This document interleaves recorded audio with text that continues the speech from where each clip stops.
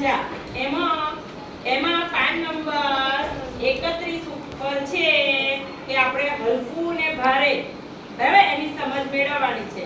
હલકું ને ભારે, તો એમાં એ હલકું ભારે જોવા માટે આપણે પેપરના કપમાંથી ત્રાજવા બનાવવાના છે. પણ આપણે તો આ શું છે, વેસ્ટ નક્કામી દહીં આવે ને, દહીં આપણે દહીં લાવીએ છીએ, આ તો દહીંના કાગળ છે, બરાબર.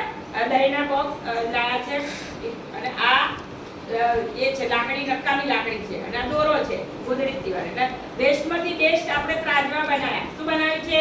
ત્રાજવા. હા, વેસ્ટમાંથી બેસ્ટ છે. તો એ પ્રવૃત્તિ જે પાન નંબર 31 પર આપેલી છે તે આપણે કરવાની છે. અને હલકું ભારે, તો આપણે તે દિવસે જોયું રીંગણ, બટાકા બધું શાકભાજી લાયા અને એમાં કયું હલકું ભારે છે. પછી પાન નંબર 32 ઉપર પાછી બીજી પ્રવૃત્તિ છે. જો એ પણ ત્રાજવા આપ્યા છે ને. અને પછી બે વસ્તુ આપી છે, કઈ ભારે છે ને કઈ હલકી છે, એવું જોવા માટે. તો આપણે જો, હું જોઉં છું અહીંયા તમને બતાવું છું.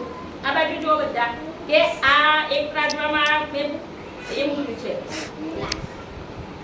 આ બોક્સ છે અને આ ચમચી છે, બરાબર. આ ચમચીઓ છે 10 છે. આ કેટલી છે? 10.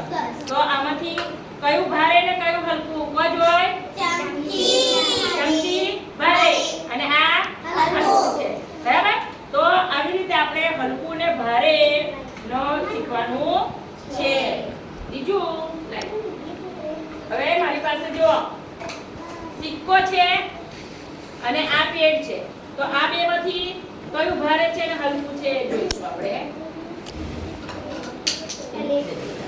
અને આ ચલો, આ બેમાંથી કહો મને કે કયું ભારે લાગે છે. કોજે મને. પેડ ભારે છે ને, પેડ વાળો ભાગ નમી ગયો છે એટલે, બરાબર. તો આ રીતે હલકું ને ભારે ખબર પડી ગઈ તમને.